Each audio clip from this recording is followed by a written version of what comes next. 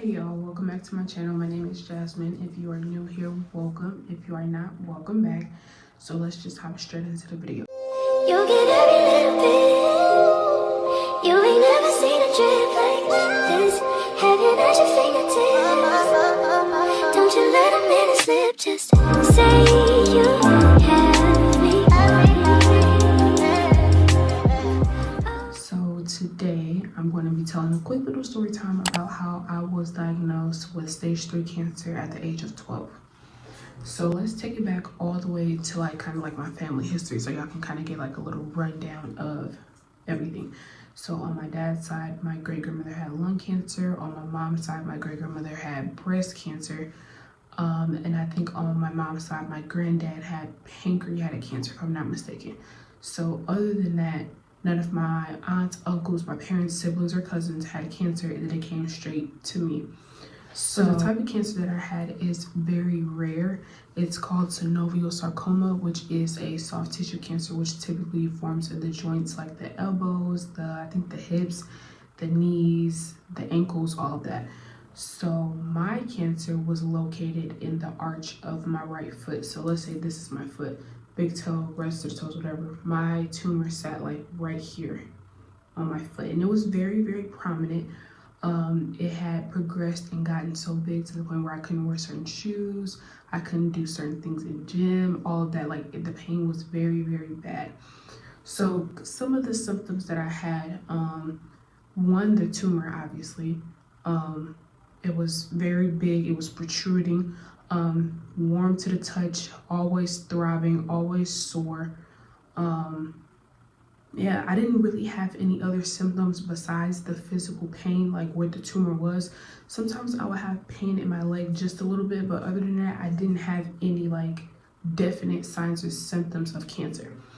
So before I was diagnosed, maybe a few years before I was diagnosed, I had to go see my primary care doctor, and they did an x-ray, but they were like, oh, we don't see anything. Keep in mind the tumor was there, but they're like, oh, we don't see anything, there's nothing there.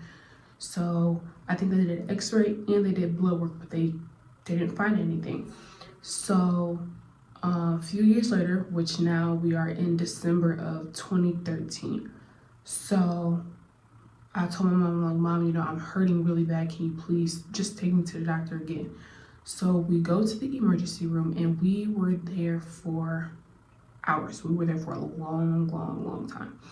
So the first thing they did was ask, of course, did you have any injury to the area? Did you fall? Did you twist it? Did you break it? Anything? I'm like, no, there was no injury or anything like that.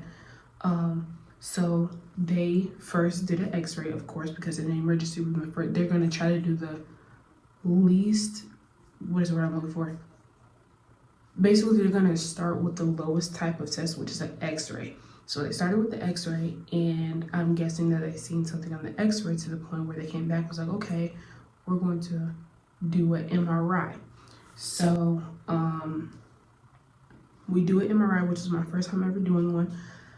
That took like an hour to do. So once I got back from the MRI, me and my mom were just in the hospital room. We were just talking or whatever. And then like an hour later, about 8 oncology doctors came down to the room, and they pulled my mom out of the room, and they were like, we looked over her scans a lot, like quite a few times, to make sure we were seeing what we thought we were seeing. And they were like, your daughter has cancer. So of course my mom starts crying. I see my mom crying, so I start crying because I was only 12. I'm like, the only thing I knew about cancer was that I was gonna lose my hair, which I did. But I wasn't fully aware of what was getting ready to take place. So after I was diagnosed at the one hospital, I was transferred over to a children's hospital where I could be treated and seen by pediatric doctors. Keep in mind, I was only 12. So they transferred me over to the children's hospital. I think like 2 days later, me, my mom, and my stepdad, we went down and we got everything set up like with a case manager and all of that before I was assigned an oncologist and a surgeon and a social worker who can help like with all of the case stuff or whatever the case may be.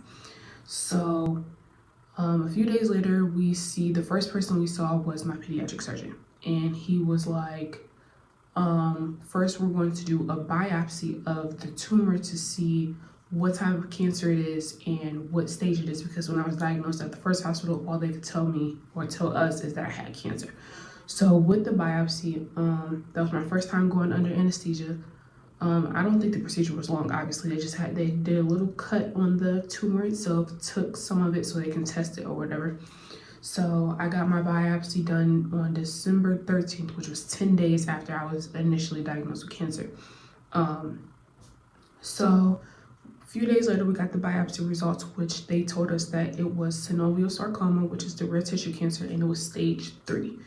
So we meet back up with my pediatric surgeon, which he tells us after he looked at my scans himself, he seen that the cancer had metastasized up to my first toe, which is a big toe, and then majority of my arch. So basically, the surgery that I was getting ready to have, I was gonna have half my foot cut off, which I did, which means I only have 4 toes on the right.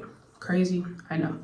Anyway, so after we met with my surgeon, we met with my oncologist. So my oncologist said after he looked at the stage and the type of cancer, he came up with a plan of treatment, which was 6 months of chemotherapy, 6 weeks of radiation, and then I would do, I think, 6 more weeks of physical therapy after. So I had my major surgery on December 29th. It was right after Christmas. So had the surgery. I think the surgery was only like an hour and some change. It didn't take too long, I'm guessing. All of my family was there when I woke up. My aunts, uncles, my dad, my parents, everybody was there. So I was in a cast, like he did the surgery. I was in a cast for, I want to say like 2 months. I think I got out of the cast in like February, in beginning of March, something like that. So I was in a cast, and then while my foot, was slowly healing while I was in a cast, I obviously was pulled out of school.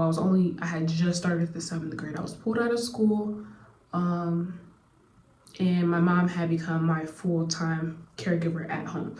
So I think like at the beginning of February, I got my portacath put in. Now, when we talked to my oncologist, I only had 2 options of location for the port.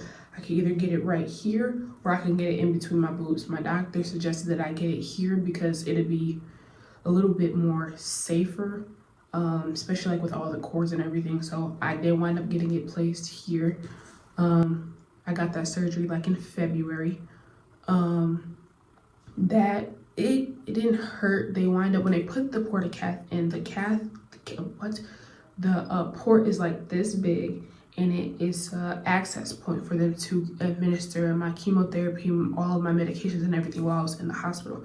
So when they did the surgery, they cut right in between here. They cut like right up here because they had to put the port into the main, I think the main valve in my heart or something like that. So once that surgery was finished and I completely healed from that, I started chemotherapy. So I did 6 rounds of chemo.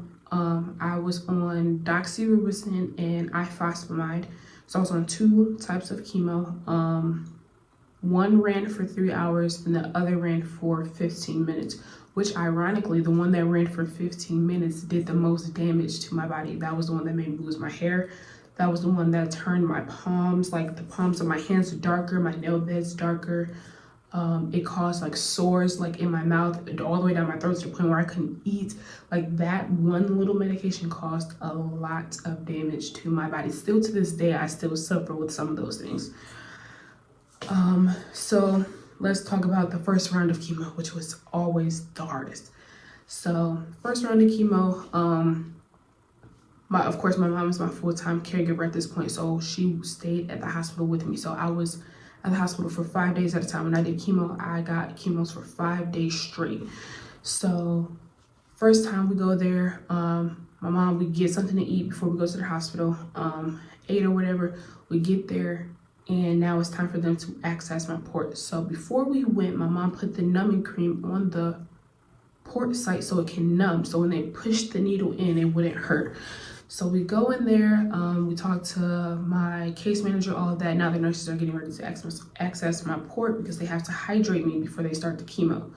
So They lay me back on the little bed thing, and the needle is about that big. So they go ahead and they lay me back. And when they pushed it in, it didn't hurt because I didn't feel anything, but it was just like a lot of pressure because it was right there, like in my chest.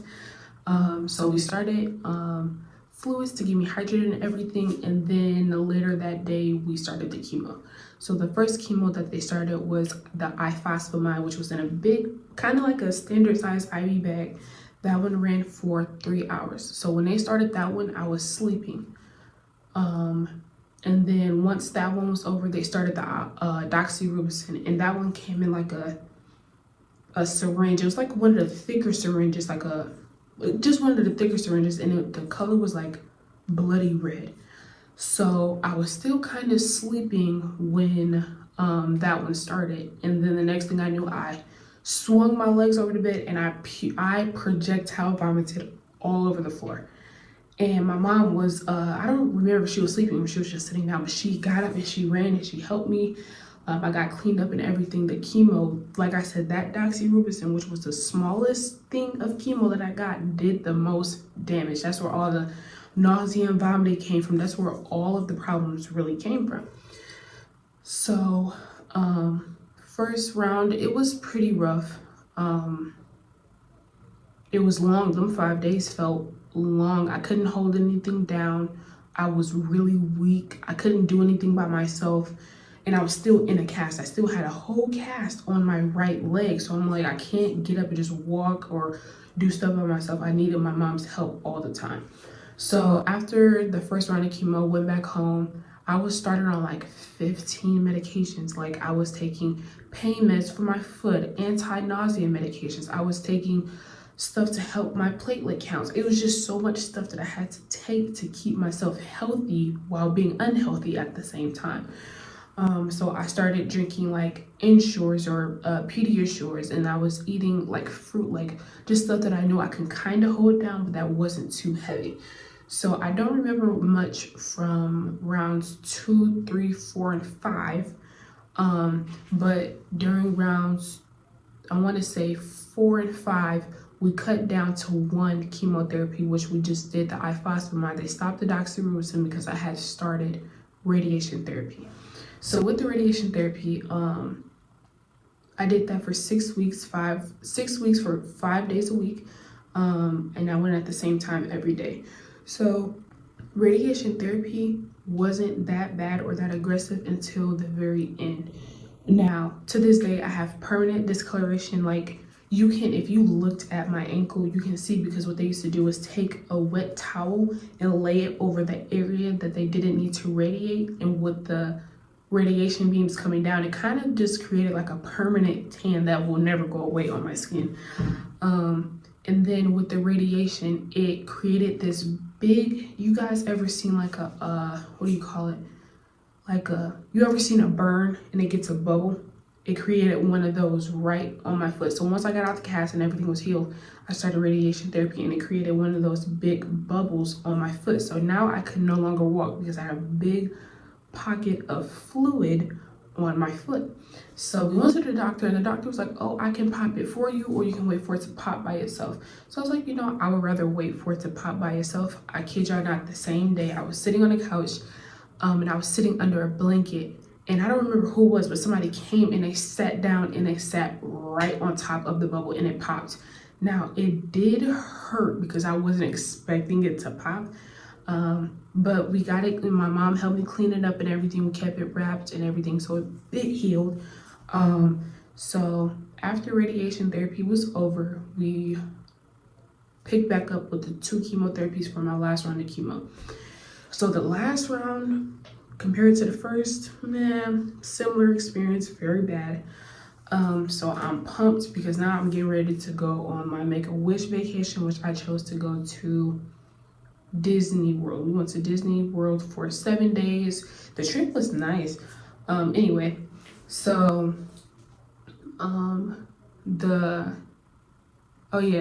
so the last round of chemo. So we go in, normal routine, numbing cream, access my port, start fluids, all of that.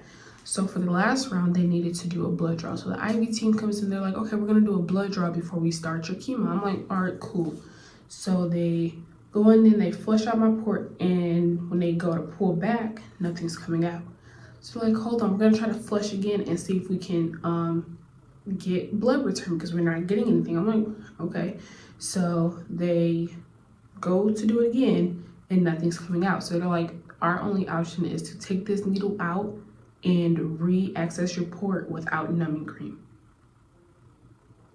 So I'm like, do y'all have some? My mom was like, is that the only way y'all can get blood from her? They were like, yeah. So now I'm low-key panicky because I know it's about to hurt. So they laid me back on bed, and like I said, y'all, that needle was about this big. And it's not just a regular IV needle. This was a pretty big needle that they're sticking straight into my chest. So they're like, okay, we're gonna count down from 3 and we're gonna do it. I'm like, okay. Y'all, when they went and they pushed that needle in my chest, I don't think I've ever screamed so loud in my entire life. I cried for about 2 hours after they were done. I'm like, it hurt so bad. Chemo went smoothly, chemo went fine, went home, and then my body slowly started to heal and get rid of all the chemo and everything. And then, like I said, I went on my Make-A-Wish trip, and then that was what, 2014. So I was getting ready to start 8th grade. My body wasn't fully like recuperated, so I couldn't even start 8th grade in school. I had to do homeschooling again. And then I went back to school for all of high school, and now I'm in college. So that was almost, well, next year it'd be 10 years ago when I was diagnosed. But yeah, that's pretty much it. I mean, I still have effects from it. Even though it was so long ago, I still suffer from, you know, pain in my foot, and I just, like, my body will never be the same from the chemo. Like, anything will give me heartburn because the chemotherapy weakened my esophageal flap, so now it's just always open. It's small stuff like that I deal with every day, but you know, I don't really complain about it. But it's just kind of like, people don't understand that, yeah, having, you know, cancer is hard and going through the process is hard, but also the after effects. Even, like I said, that was almost 10 years ago, and I'm still dealing with things from then right now. There's still certain things I can't do. In high school, I didn't play any sports. I couldn't take gym because I was physically unable to do so. Even right now, I do not drive with my right foot. I am actually a left foot driver, and I also am left-handed. But anyway, like I said, there's just a lot of stuff that I still can't do. Even as an adult, I want to go hiking or something like that, but because I am kind of limited, it just makes things a little bit harder for me. I move a little bit slower than other people, but I still get the job done, so it don't even matter. But anyway, yeah, I'm gonna make sure I insert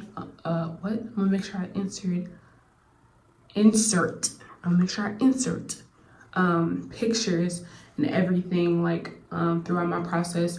It took my hair like almost like a full year and a half to like fully grow back. I'll insert pictures of my progress of that. My hair texture completely changed. Like, before then, I used to have like 4C hair, which was absolutely nothing wrong with that, but my hair was 4C because both of my parents are African American. And then after the chemo, my hair, like, my curl pattern got a little bit looser, so now I'm like a 4A-ish kind of. But my hair texture completely changed. I had lost a lot of weight. You can't tell that right now, but that's not the point. I lost a lot of weight, and then with physical therapy, with me doing that for 6 weeks, it kind of helped, you know, give me my strength back. But me personally, I feel like even right now, I would be benefit from going back to physical therapy to kind of like rebuild even more strength. I do not have an oncologist anymore. I haven't gotten scans in I don't know how long. I'm supposed to get scans every 2 years because the type of cancer that I had can travel to the lungs. But I haven't had any issues with like breathing or anything. But I did have a doctor prescribe me with an inhaler, but that's when I had a cold, so I don't really know if that really counts. Nope. But I haven't been having really any issues.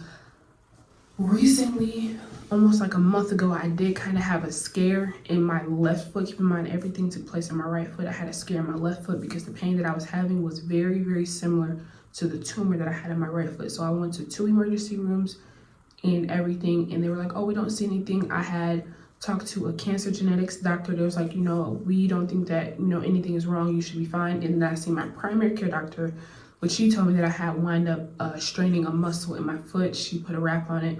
I was cool, but we good over here. God is good because, even though the cancer location probably wasn't as detrimental as other things can be, I was still very, very, very, very sick. And I was still, actively fighting for my life, doing chemo and all of that, because people don't understand. Sometimes it won't be the cancer that kill you. It can be the chemo that can do it. People don't understand. Chemo can take you out. Like the wear and tear that it has on your body is very detrimental. It can cause the worst of the worst. Things can happen to you that you didn't think could happen to you simply by being on chemotherapy. But anyway, yeah, that's pretty much it. So don't forget to like, comment, and subscribe. Which is crazy because I'm actually recording this video in the midst of recording my weekly vlog. So y'all finna get 2 uploads, because if I can get this edited today, I'm gonna upload it today. Because we're trying to be consistent, because consistency is key. Anyway, but that's it. So I hope y'all enjoyed, and see y'all later.